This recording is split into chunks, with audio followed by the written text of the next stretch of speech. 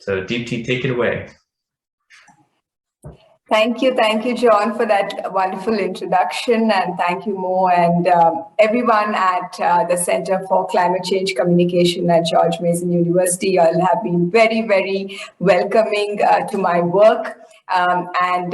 This is, I'm happy to say that this is one of my first book promotional talks, and I'm really excited to listen to, the interactions and your observations after my presentation. So, John, I'll finish the presentation in about 20 minutes, and then we can have the interaction after that. Is that fine?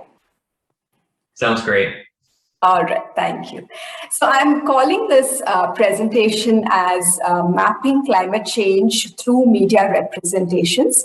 And why I'm titling it in this way is because I largely derive my work from being a journalist and now a scholar and an academic, and also being very interested in the policy aspect of how climate change is, how it has implications in affected areas. For instance, if you've gone through the abstract of today's presentation, you will see that I'm looking at a very specific case study, the World Heritage Site that was declared by UNESCO as a Natural Heritage Site or a World Heritage Site, the Western Ghats, which spans around 6 states in the western section or portion of India.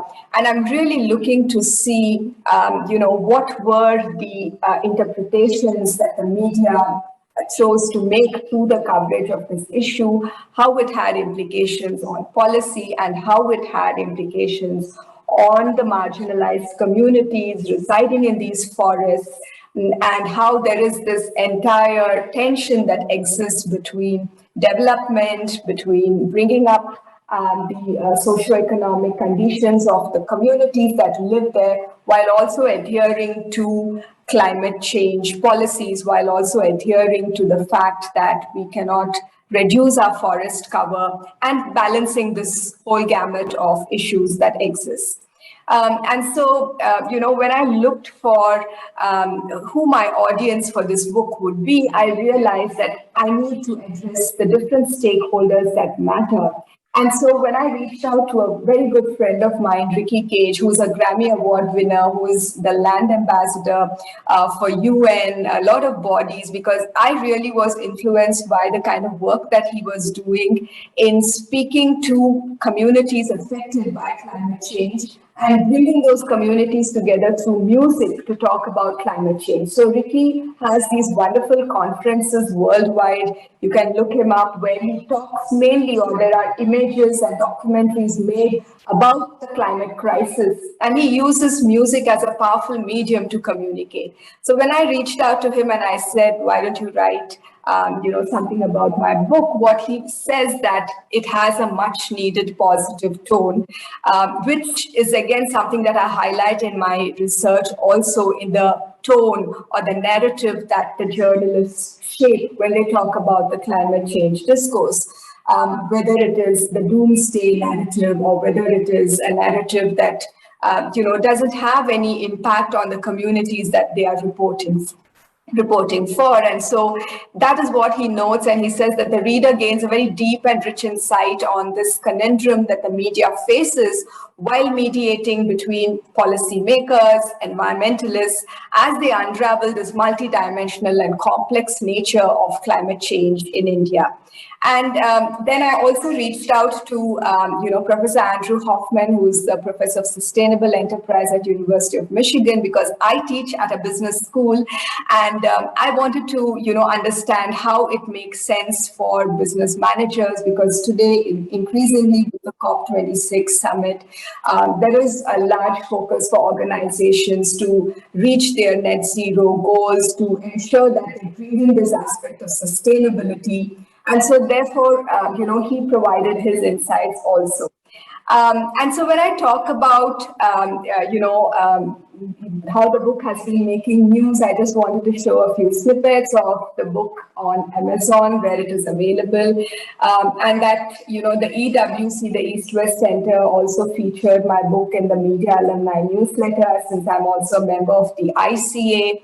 The Environmental Communication Division announced about the book in their newsletter, as well as the IAMCR, which I'm a member of. So, after having generated this much of interest, the book is currently in its production phase in India. It's not yet released in India. This is the UK and US edition. And the Indian edition is going to release sometime in February. And I'm really looking forward to, creating a lot of deliberations and discussions once that happens. So let me just get into the talk now about why media coverage matters. And I look at it through this lens of the media being that, that agent that sets the agenda. And through this agenda that the media sets, whether it is through the influence of the way the ownership patterns of the media exists, of the way in which the owners or the publishers decide to give prominence to climate change, whether the media decides that the front page is only going to be dedicated to political news or to crime news or sensational news, and put coverage related to climate change somewhere in a one column or a small bit of space somewhere in the inside pages where it doesn't feature prominently. So who sets the agenda for this entire discussion about how the media chooses to cover climate change? And then I looked in the methodology part, I looked at the framing devices, what are the rhetorical devices that emerge in the way or the manner in which the journalists choose to communicate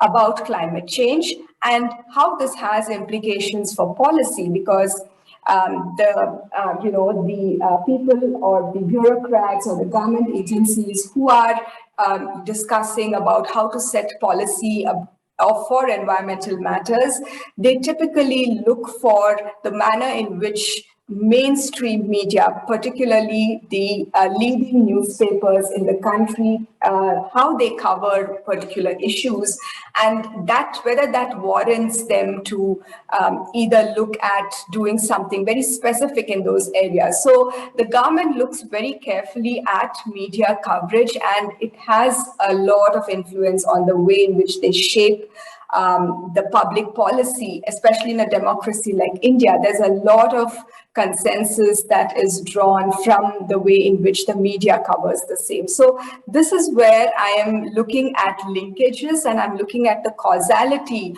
of this entire phenomenon, that how the media sets the agenda, what kind of frames do they choose to represent, and how it has implications on policy issues. And so when we look at the state of media coverage and we look at how the global climate change discourse has been worldwide, it has been noticed, and this is what many scholars have also identified, that media coverage typically peaks when there is a crisis, when there is a disaster, there is extreme flooding, or there are wildfires, or these kind of events that have implications on loss of life, on inconveniences caused, especially in the thickly populated large cities, the metropolitan cities. And then there is also a peak in coverage whenever there is a big summit like the Paris summit or the Copenhagen summit. So whenever there are these summits where there is a huge congregation of world leaders, and then, every region or leaders from different regions are trying to put pressure on certain regions and say, you must reduce your carbon emissions, or this is what you are not doing right. So that conflict is typically also covered by the media. So scholars have discussed that the peak in coverage is more when there are these two issues that happen. One is the crisis, one is the conflict, and the other is the congregation of policy experts, politicians, statesmen who come to these summits, and then, there's a whole lot of coverage during that time, and then it tapers back down to, the other issues. And so then also I try to look at from the media coverage, how is the media trying to get a sense of what is the public perception? How much does the public or the readers actually know about climate change? And how are they therefore understanding what they need to do, whether it is to get into climate action, whether it is to get into understanding that this is an ecologically sensitive area, we cannot have a lot of development activities. So how to change course? So for instance, I come from a region in India, which is known as the Scotland of India. It's a small district called Coog, where coffee is grown. Coffee is the second largest traded commodity in the world after oil. And in a few years or in a couple of decades from now, we may be staring at a crisis where coffee cannot be produced because coffee from here is produced in the slopes of the verdant Western Ghats. They need a particular shaded trees, and then they need all these, climatic factors. And with climate change, there's going to be a disruption in the weather cycle. There's going to be a disruption in the optimal temperature that is required to grow coffee. So increasingly, cash crops like this, like coffee, pepper, cardamom, which are grown in these regions, are going to, generally start facing severe crisis. And therefore, what are farmers or agriculturists doing to cope with this? Once they know that they are in for trouble, or once they know that they cannot depend on the weather conditions or the changes in climate, how are they going to change their mechanisms in terms of producing cash crops, or what are they going to do as alternative? So all these things, whether it is honey production, for instance, when I was doing my research, I was told that the honeybees are particularly interested in taking nectar from the wildflowers in the forest. And with deforestation or with climate change, if these flowers are not flowering in the right time and they do not give out the required nectar to the honeybees, then the production dwindles. And then you have to go in for commercial production of honey, which the taste is, not as it is when it is coming from natural pollen, right? So all these, how do they have implications for us, whether it is sourcing our food, whether it is generating electricity, whether it is going in for hydropower projects. So how does it have implications? And what is the public therefore thinking about these aspects when they look at the way in which climate change is affecting their surroundings? And so therefore, how are their attitudes, behavior, influencing factors shaped for this sustainable outlook that they have to have? So for this particular study and for this particular research, what I did was I looked at two prominent national dailies, the Times of India and the Deccan Herald, and looked at the way in which they had covered this particular topic of the declaration of the Western Ghats as a UNESCO World Heritage Site. And with it came implications of declaring it as an ecologically sensitive area, where it being a very, very, rich in minerals, rich in resources, kind of, that's why I call it a macrocosm, why it became imperative for the governments in these different states to declare it as an ecological sensitive area, and how it had implications for the economies in those regions. So when there were, for instance, when there were headlines screaming like this, India is amongst the 5 worst hit by climate change, or there was an infographic like this, how did this particular newspaper, over a period of 5 years, perceive climate change? How did the narrative emerge? Did they focus only on this kind of alarming coverage, or did they also look at solutions? Did they also highlight the work done by crusaders, by ecological warriors, to through doing this, try to achieve the aspect of influencing their readers and help them understand that climate change is not a doomsday narrative, but there is a lot that you could do in terms of climate action. There's a lot of changes that you can bring about in your attitude and behavior. And therefore, I looked at the Times of India and then the Deccan Herald, and looked at the way in which they had predominantly covered climate change. And for that, I went into the Western Ghats, and here is an interview that I did. A large part of my study was based on the analysis of media reports, but I also did a qualitative study by conducting focus group discussions in these forest communities and trying to understand what did they understand by climate change that was reported in the media. So here is a focus group discussion in progress, and you can see that I'm in a village on the fringes of the forest. So what has happened here is this entire tribal community was living inside the forest, but with the declaration of the UNESCO's World Heritage Tag status, they have been shifted out of the forest and they have been given a housing on the fringes of the forest. But what is happening here is that they have lost means to their livelihood. So traditionally, these tribal communities would go into the forest and take out a few natural resources such as wild gooseberries or the tree bark to make incense sticks. And all these things were something that they had been doing for generations. And so they didn't know what to do now because they are not supposed to enter the forest. It has been declared as an ecological sensitive area. But these are also the communities that have for centuries preserved the forest because they are not greedy. They know that they should leave behind a lot more produce and they shouldn't be taking out all the produce. So they understand the delicate balance of sustainability, which we or the corporates today are trying very hard to grapple or come to terms with.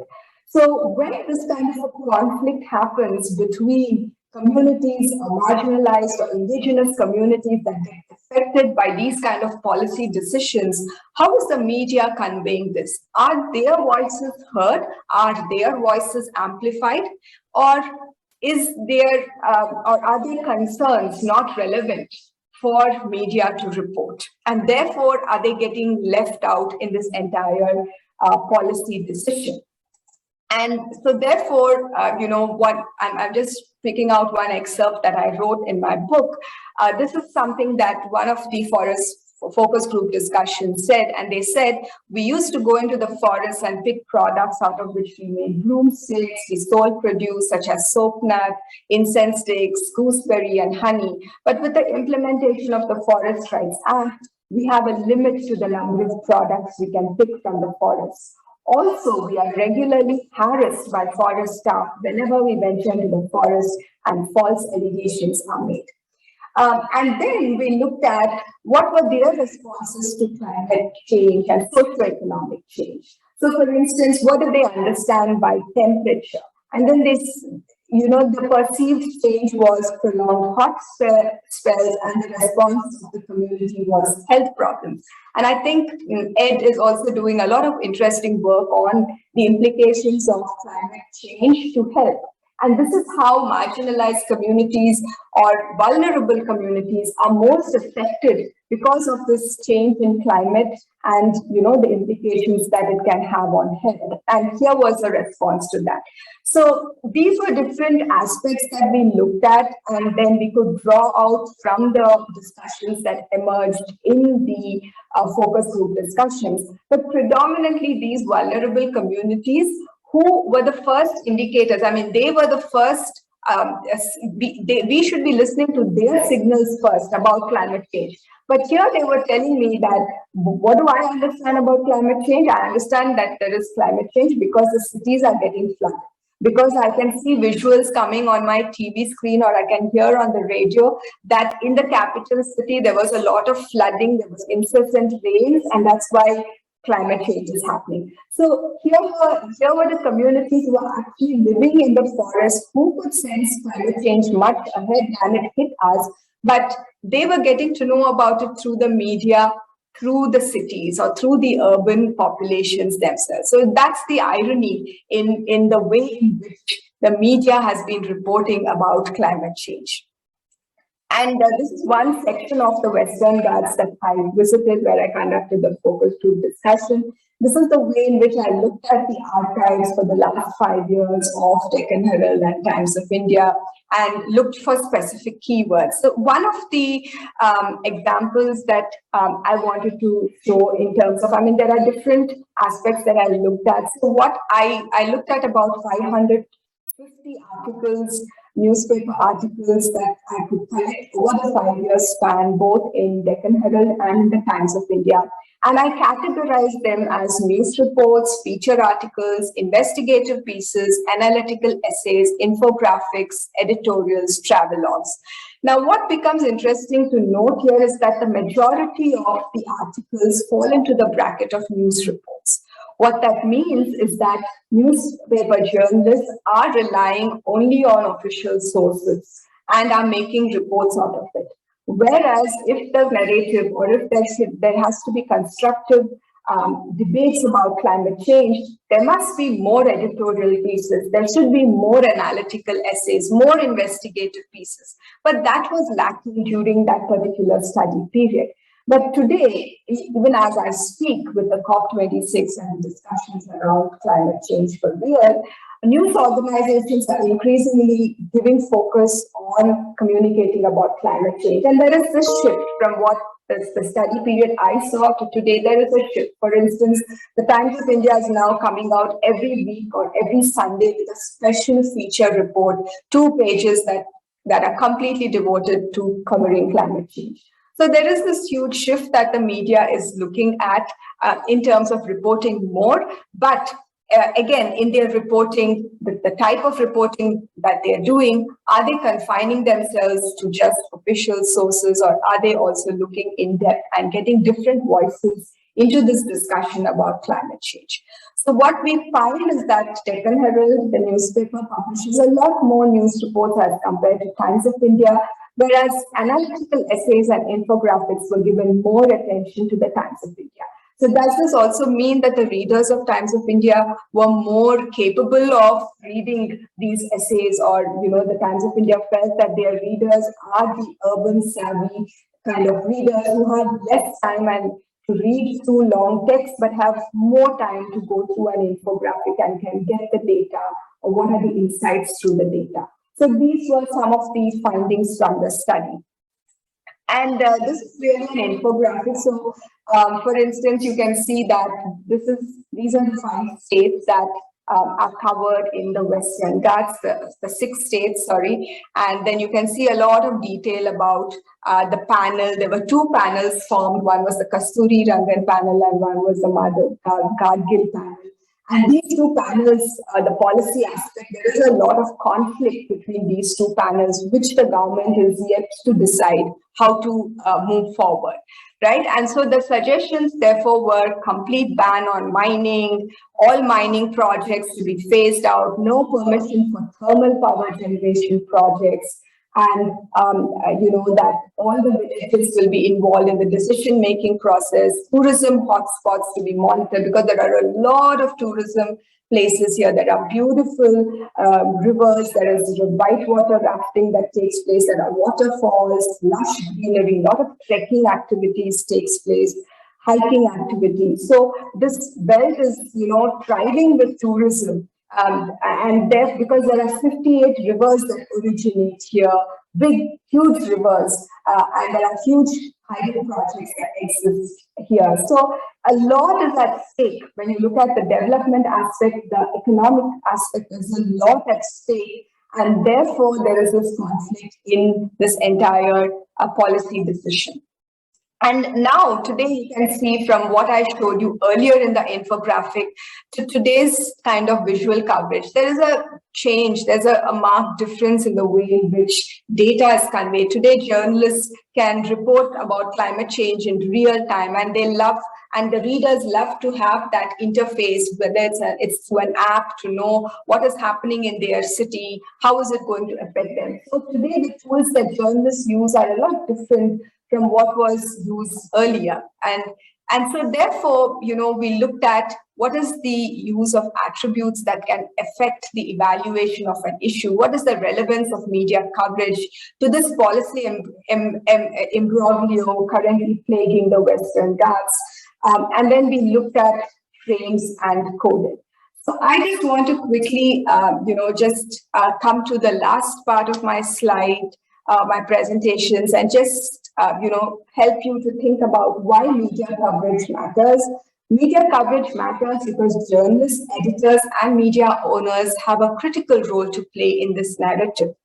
The role of the media must shift from disaster, which has been predominantly there, to developing solutions. And it's also true that journalists are facing a lot of challenges on the field. For instance, you can be attacked by activists, you can be attacked by vulnerable communities when you go on the field. You can also be challenged in the corridors of the power, by government. You can also be challenged by authoritarian regimes. You can also be challenged within your own establishment. For instance, if your media organization is supporting a particular corporate entity and they do not want you to push out more articles or more in-depth stories about a particular region because they have vested interest there, then also you have a challenge. So these are a plethora of challenges that journalists also face. But then the media can demonstrate a key role in shaping this discourse through communicating frequently about both the public perception and the policy agenda. And so therefore the media industry can invest in specialized coverage, which is at the intersection of climate change, environmental policy and law, to focus on covering the politics and the policy of climate change to help key decision makers distill climate and environmental policy issues. And that is where there is this I talked about this tension earlier. There are these three linkages that exist that journalists have to grapple with. And if you look at, like I talked about that peak in coverage, if you look at it, the peak in coverage occurs during those particular summits, and then they taper off. So this was what I gathered from the distribution of newspaper articles from 2012 to 17.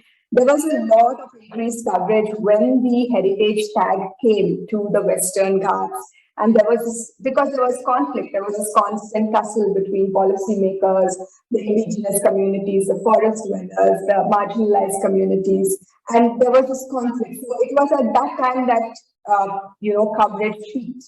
Whereas if you look at how the world newspaper coverage of climate change or for global warming has been, you can see there are peaks during the Copenhagen Summit 2009. You can see there are peaks during the Paris Summit December 2015. So you can see those peaks there. Therefore, it also ties into what I said earlier, right? So that is where I would like to end my talk, and I would like to elicit questions from you to understand how this entire discussion can be perceived, because this is a typical case study that exists in India where people are still grappling to have a better life. There is a constant tussle between what are the development goals? How do I achieve a good income? How do I secure my family? And on the other hand, to look at climate change and to look at sustainable living, to look at pushing back on these things that I want to tick off and say I want to own a house, I want to own two cars, and then I want to travel and I want to go to these lovely resorts, and I want to go all over the world and see different countries. So in the West, there is this huge push towards not being capitalist, or there is this push towards including a lot of sustainable living practices. But what about countries which are straddling in between? What about populations which are now trying to have better incomes and therefore want to have all these things as well in their lives and for their children. So how are we going to look at this climate debate? How is the media therefore going to understand that this is what their readers want, these are their aspirations, this is how therefore we need to communicate about climate change? So this is really the debate that the book talks about, also about the socioeconomic factors, this need to push through for development, while also understanding that climate change is for real. Right. So with that, I would like to end my talk, and I'll stop sharing my screen. Well, thank you so much for that really fascinating and just multifaceted talk, Deepti. Why don't we go ahead and take some questions? Does anyone have any feedback or questions for Deepti?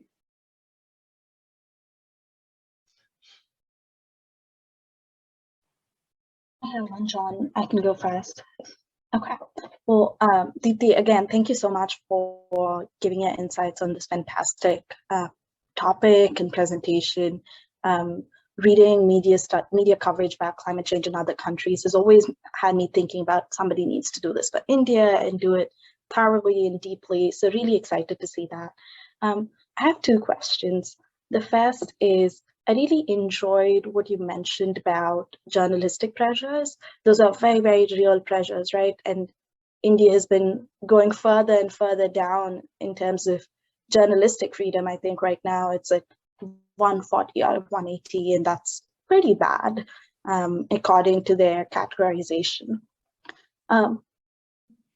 So in that realm, would you say that journalists who are operating somewhat on the sidelines, not in the traditional media spaces like the Times of India, the big newspapers, but perhaps the alternate, almost independent online news media sources? We have The Wire, the Outlook, because the last time I remember big news media covering the Narmada Bachao movement, which is another very politicized environmental movement, didn't necessarily come from the big giant media corporations.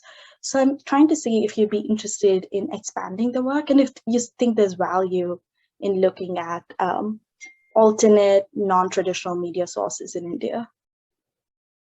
Right. Thank you for that question, Sahi. And I did look at Twitter, and one of my chapters in my book also talks about the coverage of the COP23 at Bonn through Twitter, because it was interesting to see, like you talked about these alternate media platforms. It was interesting to see how freelance journalists and independent digital journalistic platforms, like you just mentioned, how they were interested to cover these summits through the way in which, again, leaders tweeted about it. And Twitter has today become a kind of an official source to look for information, right? So if there is an official communication coming from a leader or an activist, and they are choosing to put it out on Twitter by using the hashtag that the COP summit involves, that becomes a very reliable or a credible source of information for them,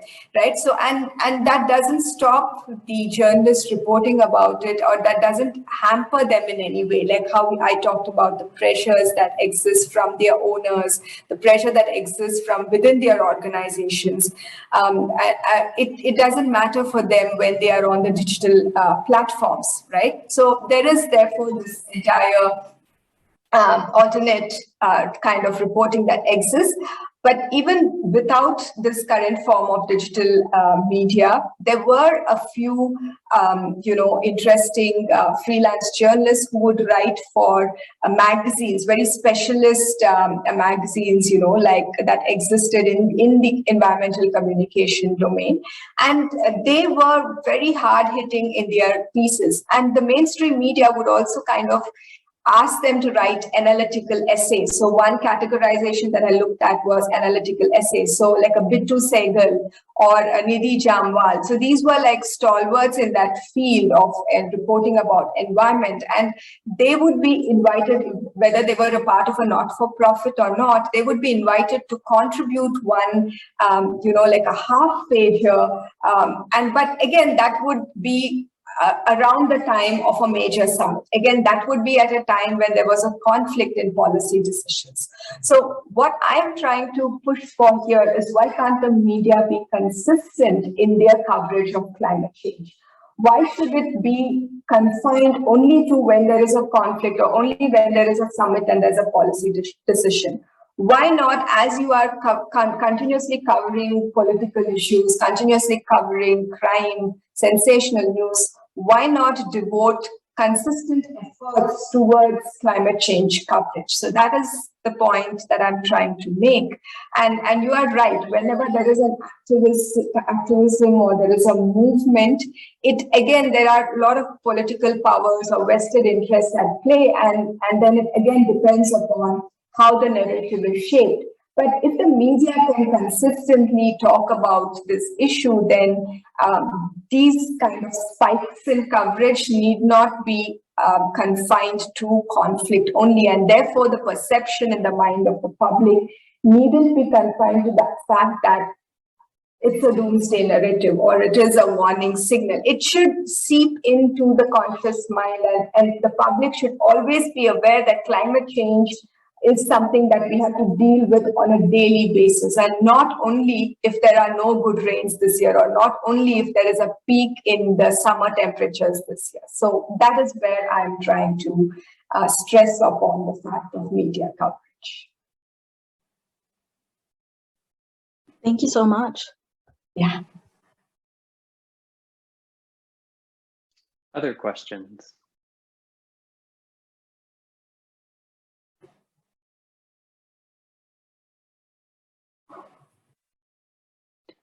Well, so I have a question. So at one point in your talk, you had mentioned something that I thought was really interesting, which is that the publications tend to, when they do focus on the impacts of climate change, they focus pretty much a lot on the impacts to urban areas and things like flooding that was happening in the cities, to the exclusion of the impacts that are being felt in some of these more rural villages and things like that.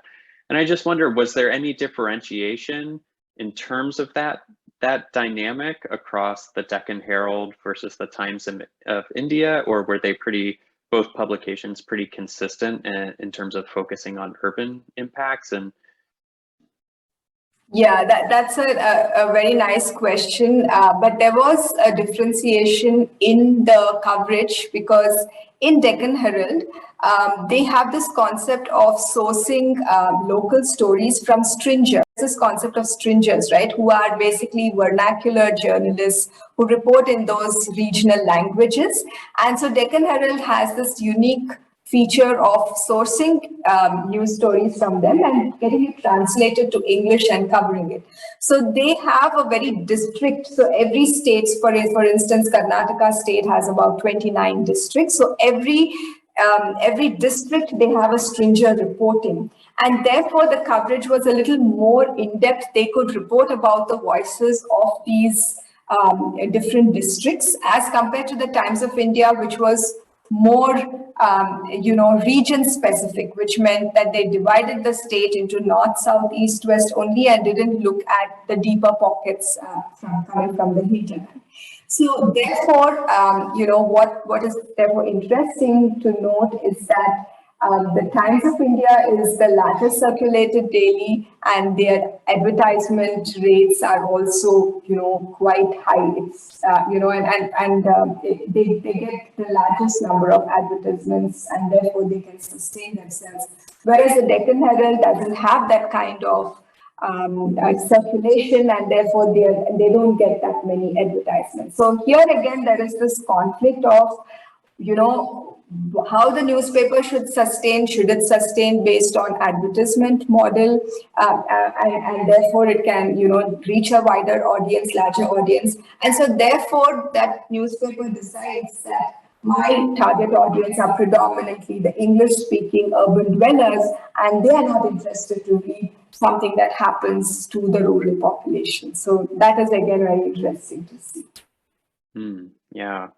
I wonder, do you have any sort of like practical suggestions on how, how to actually generate social change, right? So how to get change to occur within some of these newspapers and media institutions to actually get them to better represent some of these more marginalized voices and their perspectives on these policy decisions? Yeah, definitely, John, because there is something that exists known as community radios. I look just at newspaper, but there are different forms of media that exist. They can be radio, the community radios. They can be a local radio station. It can be a local news, television, station. So these kind of media outlets, whether it is audio or visual, they are trying to bring out the voices of the regions, of these deeper pockets.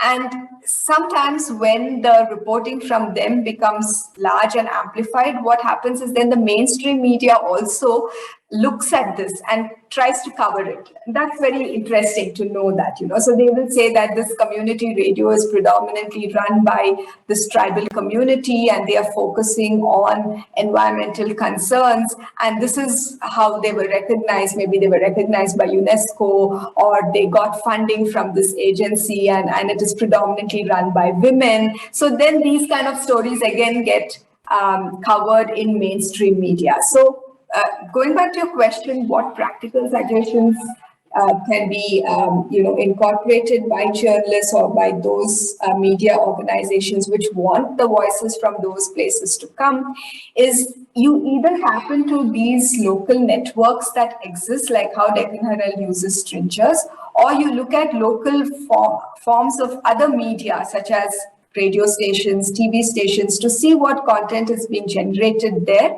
And then you can, either integrate it, because now, with media and with technology, a lot of convergence is possible. So you try to integrate it in some manner that is possible for you, because you should then, try to align it to your organization's goals, which says that I'm trying to bring about a change in the behavior, change in attitude. Maybe my reader, by reading this particular news article, will be interested to study more about these communities and may, make a visit there, or may think about doing something along the same lines for their communities, right? So, for instance, even in a city, a local neighborhood can decide to grow their own vegetable garden and, decompose their own vegetable waste. So they could get inspired by something that a village community is doing, and they could replicate that in the city. So therefore, the journalists and the media organizations must look at these causalities or these linkages that could exist, and therefore try to look at how they can inspire and motivate their readers to become those change agents.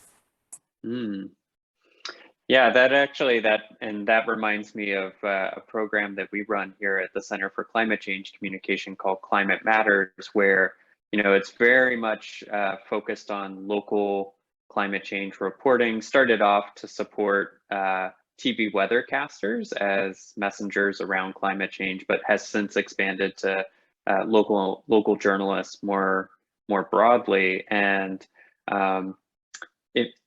my knowledge of the media landscape in India is very limited, but if there isn't something like a network to sort of, at the very least, allow some of these journalists to share their own best practices and lessons learned about how to cover climate change in their communities, that seems like a really, potentially very powerful first step to sort of begin developing that infrastructure and networking to really share, what seems to work well with limited resources, right? Because a lot of these stations at the local level don't necessarily have Yeah. budget to send out an investigative reporter to really dig deep into some of these issues. And so if there are ways that you know, different communities can support one another, I think that seems like at least a good way to take an initial first step. Yeah, that's a wonderful thing to do. And I've read about this, you know, I've read about this initiative that you run in your center too. Other questions? I realize we're getting close to the end of the hour here. Yeah, I think there's a message from David, and yeah. Oh, I didn't see that. Oh, I thought it was a question. Okay, well, I'm not hearing anyone else. So with that, I'd like to just thank you for joining us today, Deepti, and presenting and sharing your work with us. We'll have to check out the book and get a copy so that we can take a look at it here at the center. So. Thanks a lot. Thank you so much for being such a wonderful audience. And it was very nice to be here and spend time with you and also get to know all of you. And I'm really looking forward to, you know, engaging more with all of you in the future. Thanks so much. Thank you. Wonderful. Take care. Bye-bye.